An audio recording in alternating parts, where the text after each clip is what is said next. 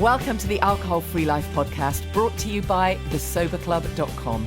I'm Janey Grace. This is for you if you've quit the booze or you'd like to, or maybe you're just sober curious. I'll bring you tips and motivation without any judgment, and there'll be inspiration from experts, quit-lit authors, and sober heroes.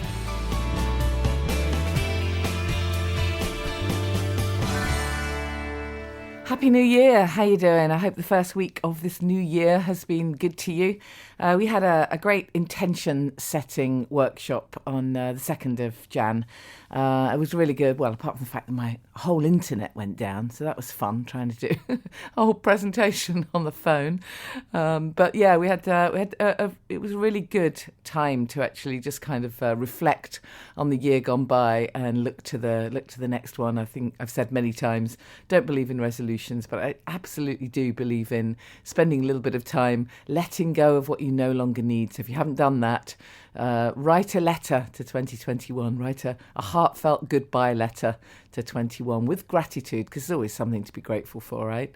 And then set your intentions as to what you want for the coming year. One thing that we've done in the Sober Club is encourage everyone to come up with their WTY. I'm sure you've seen that everywhere. Hashtag WOTY, word of the year. So what's yours? What have you thought about what your focus for the year will be? You can kind of think of all these fabulous words. I always want them all, actually. I always find it very difficult to narrow it down. But when you've narrowed down what you want your focus to be, what the theme is, if you like, that you want to kind of underpin what you want for the year, then narrow it down to 5, and then maybe narrow it down to 3, and then ultimately choose one. And we had some good ideas within our workshop too. Well, we've got the word. We had some fabulous words come up, I'm sure you can imagine. Surrender was one, abundance, consistency, deserve, that was another nice one. But when we've got your kind of word, then do something a bit creative with it. So write a poem or create a song, or at the very least create a vision board. Vision boards are amazing at the start of a year. Well, they are at any time, but it's a really good idea to just set your focus if you're still in New Year mode. I know some people are still saying Happy New Year, and other people have had enough of it already. So, anyways, what I thought would be great for today's podcast is to have a chat about Family Constellations. You've heard me talk about it a lot. It's my absolute new best friend over the last few months because I've trained in Family Constellations now, and I'm just really passionate about it. Many of you have heard me say the impact. I believe the impact on family trauma, on childhood trauma, but also inherited family trauma, the impact that it can have on us, and how in so many cases it can lead to addiction, it can keep us stuck, and there is stuff we can do about this. And don't be confused into thinking that this is only relevant if you have a family around living right now. We've all had a family at some point. And it's actually really fascinating, the impact that it can make on us.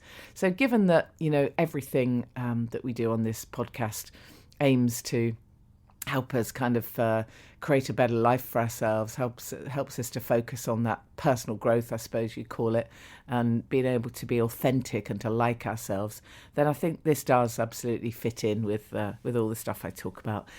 So as you probably know, I did a workshop last November, and I've got another one, January 23rd, and I've teamed up with Rafe Nauen, who's got years of experience in this work.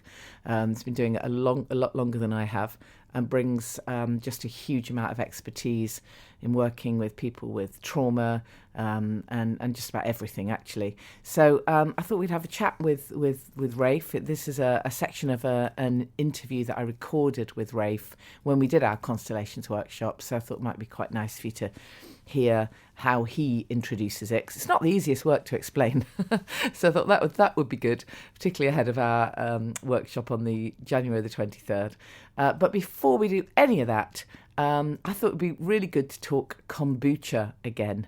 As you know, I am a very big fan of keeping the ritual, changing the ingredients. That means you've got to be able to find something great to drink, and it's so hard to beat kombucha because it's actually good for you and it tastes fantastic. And I've become aware of the Nunc brand this year, and so I thought, let's just actually get someone to talk about it who really knows exactly what it is, because you can hear me talking about scobies for so long, but then you need the expert.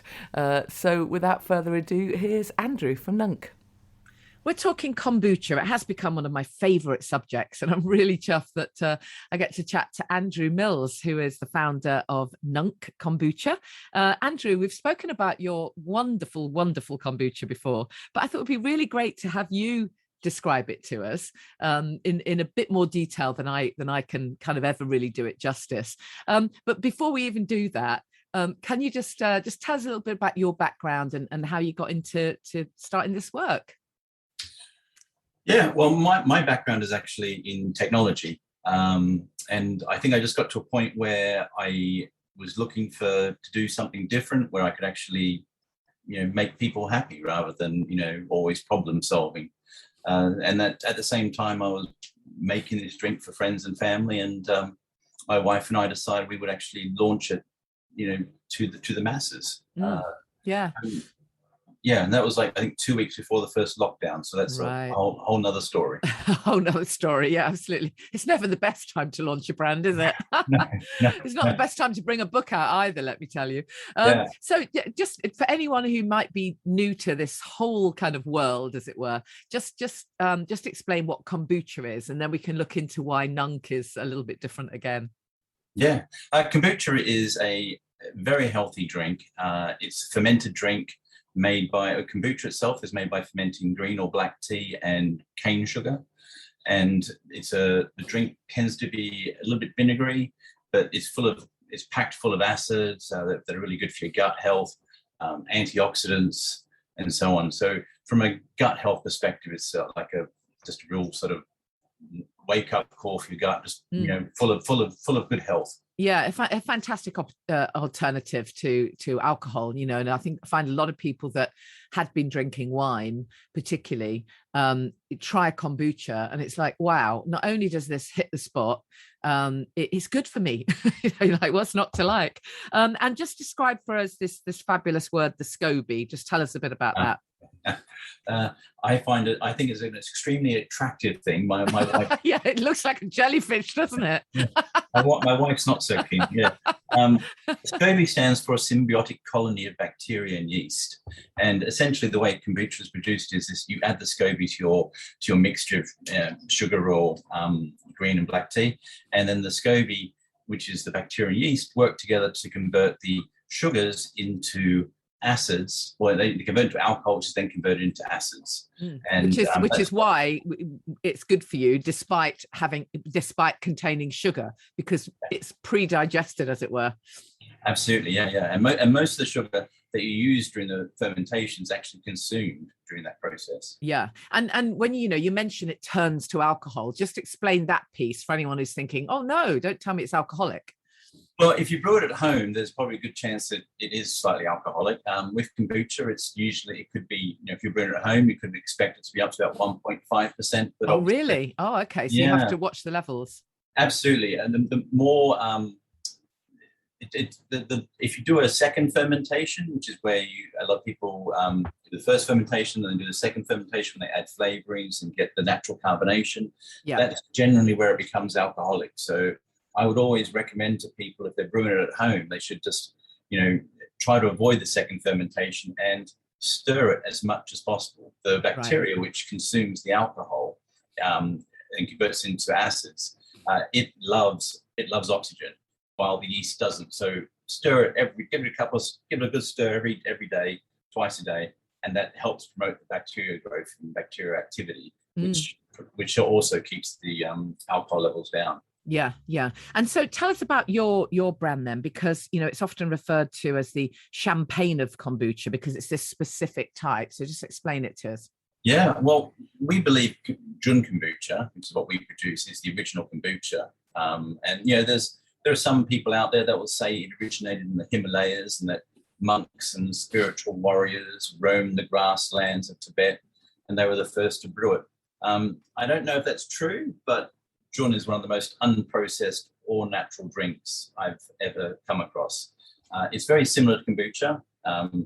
It's the same goodness, if not better, because the main difference between it and kombucha is that it's made by fermenting always green tea and raw honey, never processed cane sugar like kombucha. Wow. So just tell us, I mean, how come the raw honey then? How do you even get hold of that? Well, we started Nunc.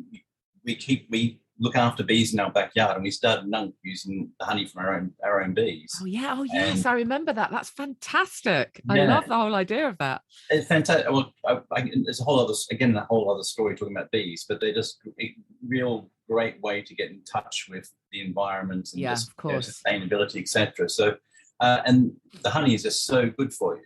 So it's not processed. We never let the honey get above beehive temperature, so all the goodness is still inside it. And the Nunc Kombucha, the SCOBY is used in Nunc Kombucha, is actually, it's especially made, or that's not the right word, it's there. It feeds on a diet of raw honey. It wouldn't survive if it was fed on sugar. And likewise, it feeds on green tea. It wouldn't survive if it was fed on black tea. Right. So it converts the raw sugar, breaks down the sugars in the honey, and same process. Kombucha turns into acids, it turns into alcohol, which is then turned into acids.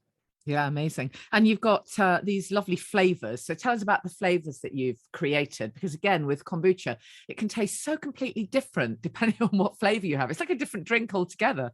Yeah, absolutely. And I for me, one kombucha brand will taste completely different to another kombucha brand. There's some great ones out there. We have 4 flavors, 4 core flavors. 2 of them, Hops Monster and Rose Blush, have both won Great Taste Awards. Hops Monster is our version of an IPA, a lager. And some have described it as being better tasting than most non-alcoholic, a better tasting beer than most non-alcoholic beers. And it's made by kombucha, which is then flavored with various botanicals, hops, coriander seeds, cardamom pods, etc. Rose Blush is a floral drink. It's sort of it's got rosé color. It's got this aromas of red berry, hibiscus. It's just a lovely growing up soft drink. That's probably the best way to describe it. And our 2 other flavors, are new flavors that we released late last year. One is Mango Buzz, which is our sort of can of goodness. I mean, Nunc Kombucha is already good for you, but in Mango Buzz, we've got the mango, we've got turmeric, ginger, and peppercorns to sort of to increase the effectiveness of the turmeric. So it's a really good for you drink. Start your day, lunchtime, kind of pick me up. Yeah. And our final drink, which is a surprising drink, is chili cha-cha, which is Scotch bonnet chilies with mango and pineapple. Oh wow, I haven't tried that one. So no doubt that's got an actual kick, right? Yeah, well, you'd be surprised. That's why it's quite surprising. You get the I describe it as settling into an old lounge chair, an old sofa. The first couple of seconds is a bit uncomfortable, then your body sort of adjusts to it and it becomes very comfortable. So you get the initial tropical flavors coming through, but then you get this warmth on your neck, which is just delightful. So it's for some that, even people that don't really like chili, they can taste it and they'll go, oh, that's too strong. But then I say after a couple of sips, they're like, my internal organs have adjusted. I quite like this now. Yeah, it's so brilliant that you've managed to do this with all these fantastically good for you ingredients, and also, we must say that what's unique about your brand too is that we can actually get it in a can, which is really funky. You must be pleased with all your packaging and everything. The way the brand looks is great. Yeah, thank you. Everything's come together quite nicely. I mean, we started it with we're going to go down the reason we went down cans to begin with, apart from the environmental concerns, was that we were going to be in festivals and events and so forth. And obviously they all got cancelled with the lockdowns, and we decided to continue doing the cans because they are so good for the environment. And also I think from a space perspective, they're much better in the fridge than bottles and so forth. So I think there's only a few kombucha producers in the UK actually using cans. And I think it's just a nice way to consume a drink. Yeah. Well, we wish you all the best, Andrew. It's a great brand. Thanks so much for sharing that info with us. And I look forward to trying that chili one. Thanks a lot. Thanks, Janey. Thanks for your time. So check the show notes, and if you go to thesoberclub.com, you'll find a competition there, some more info about the brand, and a competition to win some. I think we've got a whole case to give away, so check that one out. And as promised then, let's hear from Rafe Nauen on Family Constellations, and bear in mind we've got an event on Sunday the 23rd of January. If this sounds like something that you might be interested in, just click on to thesoberclub.com/events. So, Rafe, you have the fabulous job of introducing yourself and then explaining a bit about Family Constellations, maybe for people who literally have no idea what it actually is. Okay. So I'm Rafe Nauen, and I've been doing this work for quite a few years now. What got me into it was that my second wife was dying of cancer, and I had always been someone who felt responsible for everything. The sun's shining today because I'm in a good place. Obviously, it's my fault. So when my wife was in this situation, I found that I couldn't hold it, and so I went to get help. I went to a psychotherapist, and within 2 sessions, he said, "You need to go to a constellation." And the reason that he did that was because he could see that the boundaries that I was holding were about me were nothing to do with the problem, that the boundaries of the problem were beyond me, and therefore I had to look outside of myself. And that's why I went down to a constellation.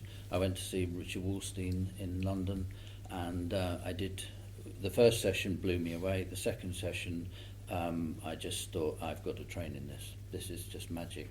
And what constellations is that you're allowing your history and all the epigenetics, if you want to go scientific, the epigenetics of your existence to be displayed. So you're letting out the bits that don't belong to just you. I mean, I have hazel eyes.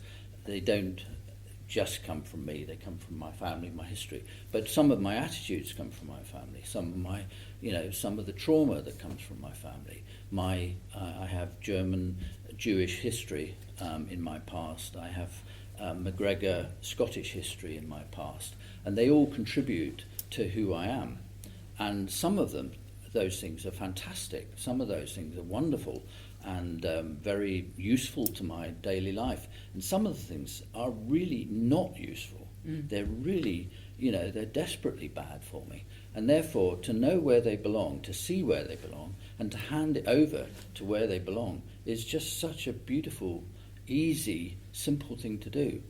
I'm 70, and I don't want clients to come for every week for the next 10 years. It's not my bag. I want to be able to put something in which helps somebody today, and they go away and they're different, and they, maybe they come back to me with something different in a fortnight's time or in a month or 2 years or never.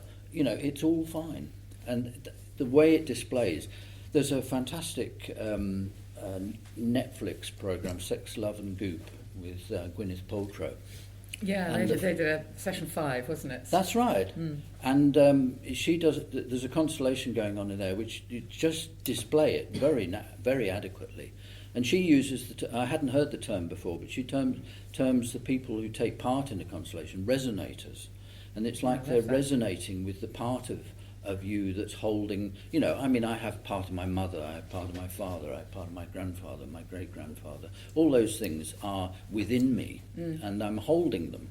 And for somebody if I give permission to the field, and the field is this space here that we set up to look at our family system. And when I give the opportunity for my field to be displayed, what I'm saying is that I give this person, the resonator, an opportunity to resonate as my mother. I think it's important to kind of stress that it's not psychodrama, it's not role play. No. The first time I did a constellation, as a representative or a resonator, which is a great word, I was kind of nervous. Oh my goodness, I'm going to have to be acting, but it's absolutely not that at all. And then it's actually quite surprising the first time you do this work when you realise, okay, I am getting some information here that's not from me. It's absolutely not from me. It's That's not right. within my own experience. That's exactly it. And that's when I suppose the word magic might come in. But as you say, it is actually, it does have a scientific basis. Yeah. And we should talk about the fact that this was founded by Bert Hellinger. Yeah. Just tell us a bit about his work. Well, he was a Jesuit priest who did some missionary work with the Zulu tribes in Africa. He spent 16 years down there. And what he went there with the ambition of bringing them into Christianity. But actually what he found was something rather different. He was a psychotherapist as well. And what he realized was that the community, which in those cultures, in tribal cultures, is almost always intergenerational. They always recognize, grandparents, great-grandparents, ancestors. They're all part of the picture. So there's never the individual. And with psychotherapy, particularly in Western civilization, psychotherapy is about the individual. So that you've got the psychotherapist who's the expert, and the client who's the person who's looking at their stuff. And what he realized was this community of ancestry and elders and tribal leaders and things like that. They all interacted in a different way. So, for example, you might find somebody who was going to have a baby, and they knew that baby was going to be a warrior or a healer, and the way that person was looked after would be different because of what they realised was going to happen. And their education would be different, their feeding would be different, everything would be different. And he realised that there was something going on here that was a bit more than, okay, you could call it magic, but it is actually quite straightforward. We do resonate with people. We do, you walk into a shopping centre and you feel, oh, I don't like being here today. That's fine, but you're picking up on something. Mm. What he noticed was that people were picking up on the community, and therefore he developed it into a strategy for helping people to understand what's going on in their ancestry from a Western perspective, where we have no obvious recognition of that.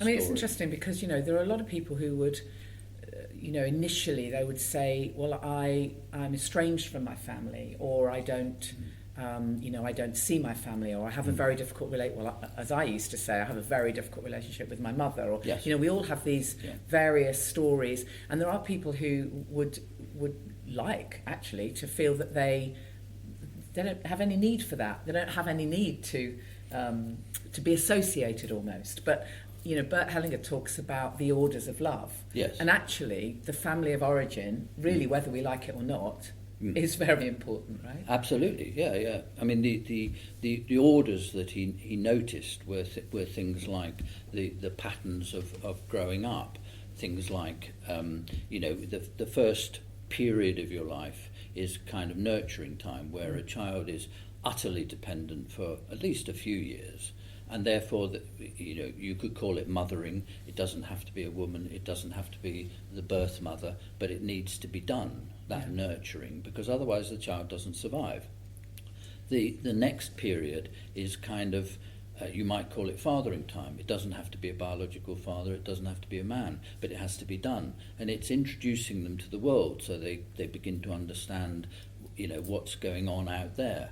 And then the third sort of section is with boys. It tends to be more like the boy has a fight with the family and leaves and starts his own new system somewhere, and the girl becomes more as a friend, confidant of the mother. So they become there are secrets between mother and daughter in those situations. That's design feature, if you like. But one of the design features that goes on in those orders is that we're designed to, if you're a man, be a bit like your dad and marry someone a bit like your mum. Doesn't mean you don't have to be gay. You can be gay, and you can marry someone who's a bit like your dad, even if she's a woman. She can be a bit like your dad. That those are the design features. Now we rebel against those things because they're not working. They rebel against those things because none of us are perfect. We've all got these flaws. So what he also noticed was that there were things going on in a way, like we all have an absolute right to belong, so that nobody has a superior right, and yet in our families' histories and in our world we find that that's not completely true. So we have to work towards it. We also find that things that came before have to give up space to things that came later. For example, when I arrived here this morning, there were 3 women sitting out there. Now, if there were only 3 women here, we'd have more space. But they had to give up space for, the 15, 16 that are here today. So it's just a fact of life, and nobody's arguing with it here. But in a family system, they might be arguing with it. So, for example, a second child comes along, and the first child has to give up space for that second child. So they may have some, there may be some complication in that, and those orders affect how we behave and how we manage those things. Yeah, and it's interesting, of course, that so many of us carry stuff, from childhood, some of it from our childhood, some of it inherited, some, from generations that we don't necessarily even know anything about. We carry stuff. But then in so many cases, what happens is we don't deal with that. We just push it down, or we don't even recognise we have anything to even look at. Some people don't even know there's anything. But even if we do, we just push it down, or we assume there's something wrong with us. Yes. Which is why, so many people end up with addictions or issues or whatever it might be. And just tell us a bit more about the link there and what tends to happen. Well, what happens in family systems is there's a kind of balancing act going on, that we tend to go for balance, actually, whether we like it or not. And when something is, say for example, there's a child dies in one generation, and the parents are, they're tragic about it, but they're so horrified that they can't deal with it, and therefore they don't talk about it. It's not mentioned. So the eldest child from that family is actually the second child or the third child. It's not he or she is not the first child, and therefore they carry this burden. I mean, people here will know whether they're the oldest child or the middle child or the youngest child. They will know that, but they might be wrong. There might have been someone who's not been noticed. If you talk to somebody who's the middle child, or there are books written about the middle child. There are books called The Middle Child. But if you're not the middle child, or if you believe you're the first child, but actually you're the middle child, you're carrying the burden of the child that died. Yeah. And you will be surprised how many times I've come across a situation where the child that survives is named the same as the child that died. So they really were never, their place was really never honoured. Well, worse than that, they're standing in the place of someone who died. Right. And therefore they're carrying the burden of being dead. And when their mother looks at them, I mean, say they're called Fred, and she's standing at the back door calling him for supper. Fred, come in for your supper. Who's she calling? The one who died, or the one who, is she yearning the child that died? And that, those feelings, that empathy, that energy comes with us. So we carry that burden. Which is, of course, why so many people feel they're not enough, they're not worthy, they don't have the ability to have self-esteem and self-love. Or even worse, want to be dead. Yeah, absolutely. So you get suicides that follow those scenarios, because people feel that their place is being dead, and therefore in honour of their family, which is the most important thing for them, they decide to commit suicide rather than challenge the family system. Yeah. Now the beauty of Family Constellations is you can see all that, realise where it comes from, and deal with it, let it go. And it's my analogy for letting it go is always about the coffee cup. If I let it go, I have a broken cup and a mess on the floor. Whereas if I hand it on, it goes somewhere, and I don't have to deal with it, and I don't have to clear up any mess. Yeah. And it's that sort of regime. Yeah. Also, to follow on that kind of theme, in many cases you see children whose parents are splitting up or divorcing or whatever, particularly if it's very acrimonious, and in almost every case the child believes it's their fault. Yes. And tries to carry it. Yes. Because as children we do, I suppose. Well, I mean, children have they have a reasonable idea that before they came along, their mummy and daddy got together and were in love, and that after they came along, they were a bloody nuisance, and that they therefore they must be the cause of the challenge that their parents are facing. It seldom really is. Or it never really is, I would even hasten to add. Yeah. Just explain just a little bit more for us, as best you can, how Constellations works, in the sense that, as you say, we set up the field. Just explain, if you can, what that means. Well, the field is the energy you're carrying of your family system. We all carry it, whether we like it or not, whether we know it or not, whether we're experiencing it or not. But what happens is that somebody will be burning to do some work. They'll come and sit here, and they'll map out the kind of important people that are pressing on them in their mind. So it might be, there will be obviously them, probably a mother, probably a father, and possibly somebody else. It could be a grandparent who looked after them. Maybe their parents died when they were born. Those things happen. So there will be other people. So you've got somebody who's aware of, say, 4 people. So we ask them to choose people to resonate for them. So they'll choose somebody to resonate with them. So they'll ask somebody would you mind resonating for me? And what happens is that, by the way, if somebody doesn't want to resonate with somebody, that's completely fine and completely normal. There's no pressure. If you don't feel like it, say no. It's fine. There's no judgment about it whatsoever. You choose somebody else. And it doesn't much matter. And the resonator gets almost as much from the workshop as the client. It's not a thing where the client gets it all and everybody's working for them. It's not like that. It's a much more immersive experience. So they choose somebody. When they choose somebody, they put their hands on their back and move them to a place that feels right. Now, if you haven't done it before, it sounds weird. It sounds a bit, really? How do I know what feels right? But in Western civilization, we've got to used to this being the source of all our information in our head.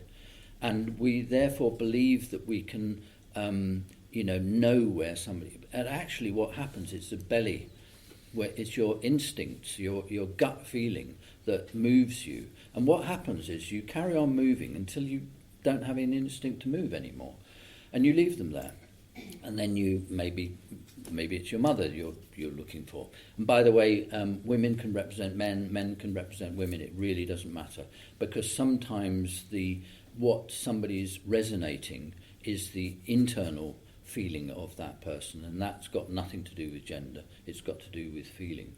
And therefore they'll the next person again, they put their hands on their back, move them to a place that feels right.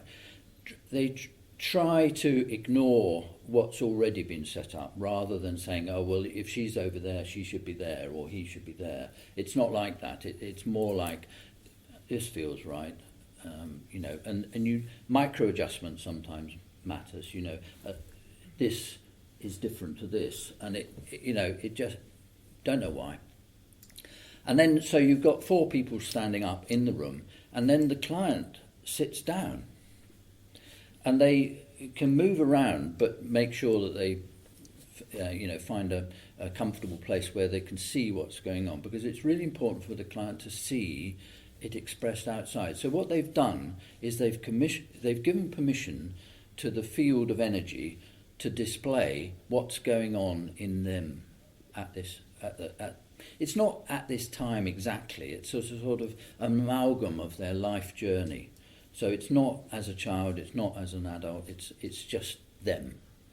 And what happens is when these 4 people are standing up, the facilitator will begin to notice maybe some interaction, maybe some awkwardness, maybe some somebody's looking over their shoulder at somebody else, and they pick up on those things. The facilitator's job is to just see those things and to mention them, and to ask perhaps what's going on with mum, or and what happens is that the resonator feels some inclination to say something if they're asked. And what they say is odd in Western civilization. Because it could be something like, I don't like standing here. Well, we're in Kings Langley Cricket Club. We're sitting in a circle of people that we want to be with. So why would you not want to stand there, and you do want to stand there? And what you're doing is you're stepping in to the frame of this client's field. Yeah, it's a difficult one to describe to actually do it. But I know the very first time I went to a constellation, the very first thing I was asked to do was represent death. And of course, my own ideas were, I don't want to. How do I represent death? Do I have to? I immediately kind of took myself back to my acting days and thought, so now I have to be. How is death? Should I lie down? Am I dark? It was bonkers. Whereas actually, I was shown that you don't have to do anything, nothing at all. Just stand in the field and see what happens. Just stand. And immediately I realised that I actually was completely neutral. However, as a facilitator, I would notice that journey that you went to get there also represents death, and it represents the journey into death, which is scary. What do I do? How do I do it? What am I supposed to look like when I'm dead? Yeah. All those things going on. I'm an actor. How do I behave? So and the thrilling thing about constellations is that everybody represents perfectly. You can't get it wrong. You can't get it wrong. Can't be wrong. No. I've had real skeptics who really didn't want to be there, being asked to represent somebody's grandfather, and he stood up and they said, I don't want to be here. And the client's going, oh my God, he's exactly right. Okay.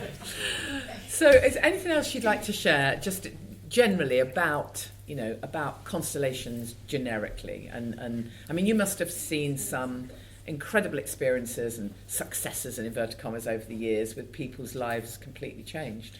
Yes, but I'm also using it as a tool for other pieces of work. Yeah. Money mindsets and matrix and things like that, where people are needing to deal with stuff that's very present in the moment. Yeah. Isn't really about their for example, with the money mindsets, we look at what was going on when you were a little kid. What words were around when you were a kid? How did you what did money look like? What did doesn't it feel? grow on trees. No, exactly. all those concepts that were added to us, and you can use the constellation model to unpick those and open it up for then doing some other work. Yeah, exactly. It doesn't have to be about deep trauma from your childhood. Exactly. Absolutely. One of the most fun constellations I was ever part of was someone who really was thinking about changing career. And it was just absolutely lovely that within a very short space of time, the field showed her exactly what the work that she was meant to be doing.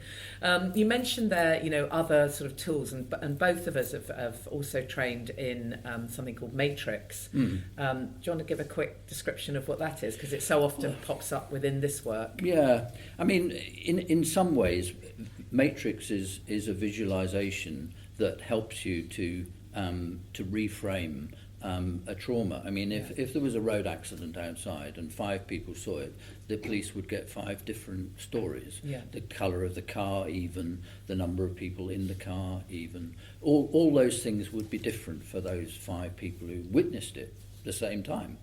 And therefore reframing it to get it, for example, somebody might see the person who got out alive. Wow, that's amazing. I saw the most amazing thing today. Somebody had a car crash and they got out of it without a scratch on them. How amazing is that? And other people who had a road accident themselves feel traumatized by seeing something happen that was similar to what happened to them, and therefore reframing it into that, isn't that a wonderful thing that you survived? And what happens with Matrix is you go back to a time when something happened, and because you can visualize it, you're there with them.